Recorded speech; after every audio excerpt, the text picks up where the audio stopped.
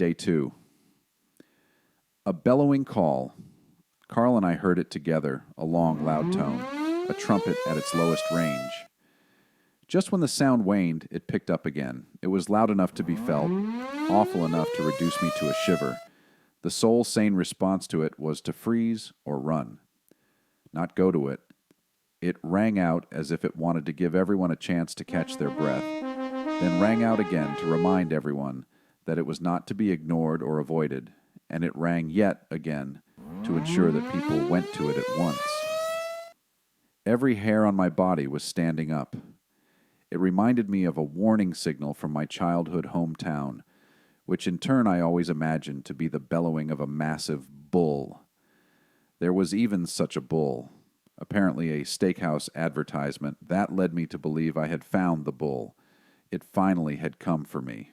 But the sound was actually a siren, a holdover from the atomic bomb scares of the 1950s, a warning device that went off every day at noon to ensure the populace that it worked as expected.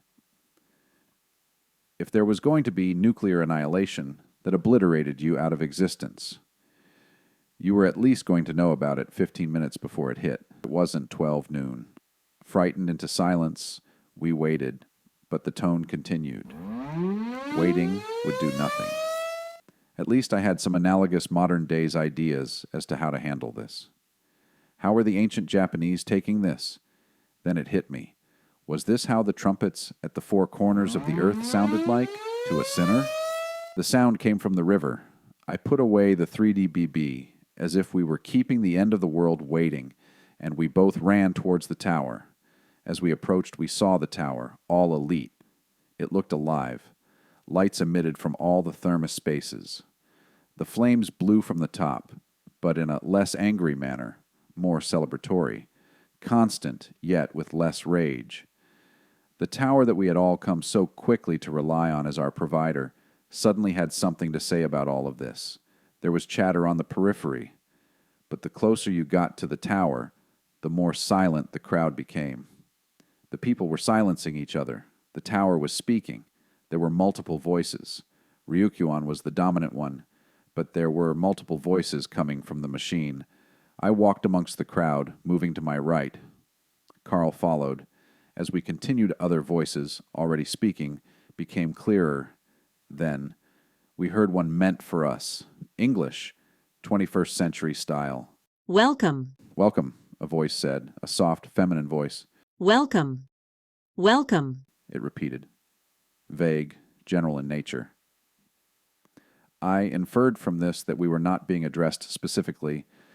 Perhaps every modern English-speaking person on the planet was hearing the same thing. I tried to ask Carl if he agreed, but he would only nod and then silence me with his outstretched hand. Carl, like his namesake, was interested in exobiology, conjecturing on the nature of life outside of Earth. I would wait for him to give me his assessment. After the voices stopped, I at least assumed they would. Welcome. Welcome. Then finally, Welcome. All that you were, from all your memories, have been made anew. Your body has been remade. All the defects that have plagued you since birth have been eradicated. There is no disease here. There is no mental disorder here. There need not be death here. At this I could hear another voice. The emotions, the tone told me that it must be another human like me, chosen from the billions to speak for us.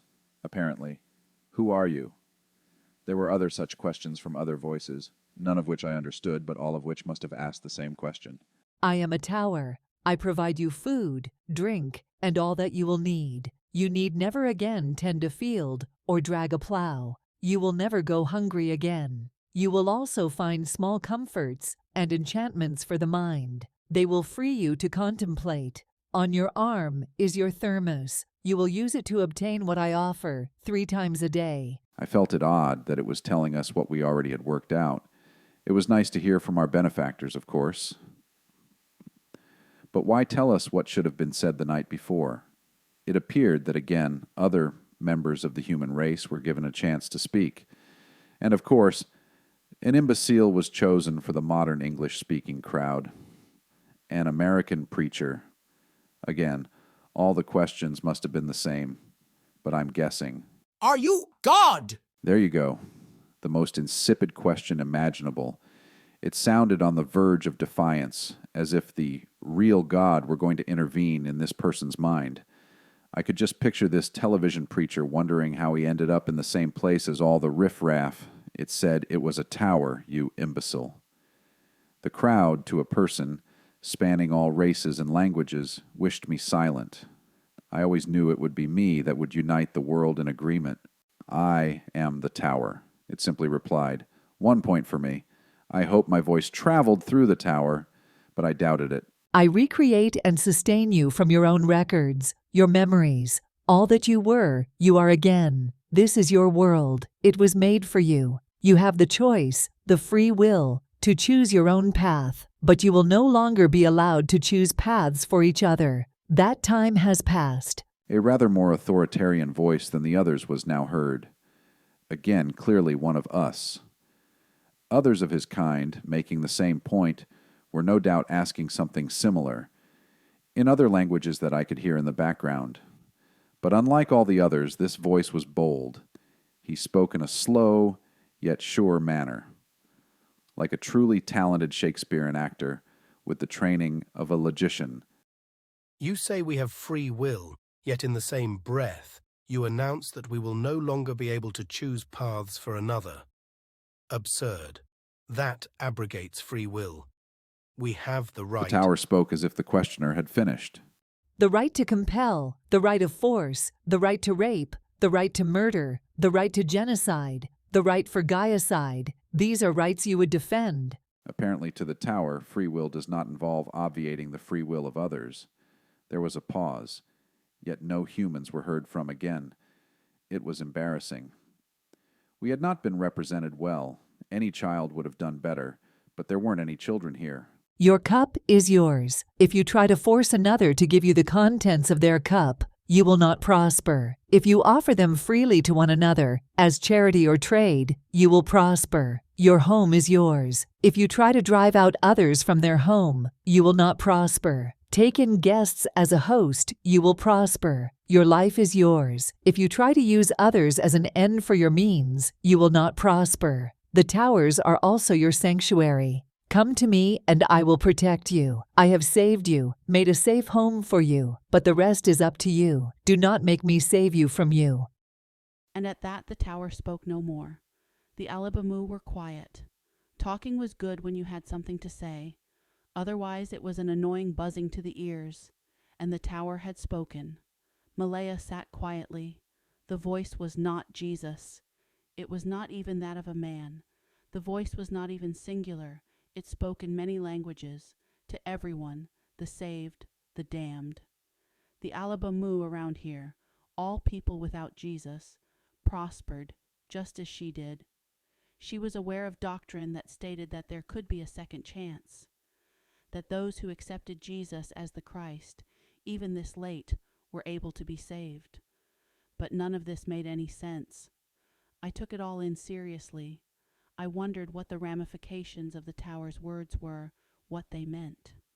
Seeing how bewildered Malia was by it all, I took it as a great responsibility. The Alibamu danced about the tower. Being a group with multiple gods, they had no real difficulty accepting one more god into the fold. They took the apparently good news with aplomb, as a blessing. Hartzell High, on the other hand, began to fracture. Now that it was clear to some that they were in fact not as heaven's gate, their externally driven morality was falling away. Factions were forming. Already there was talk that the Indians were a threat to their way of life. I felt alone. Alone, even amongst the crowd of her old high school. Then again, when had I last felt a part of them? I called out to her. "Malaya!" She asked me, "Kim, where are we? What is this place? Why are we here?" She wanted answers. No, she needed answers. Malaya was always the calm one, even when things were falling down on her. Malaya always freed me to be the anxious one, the one that questioned everything.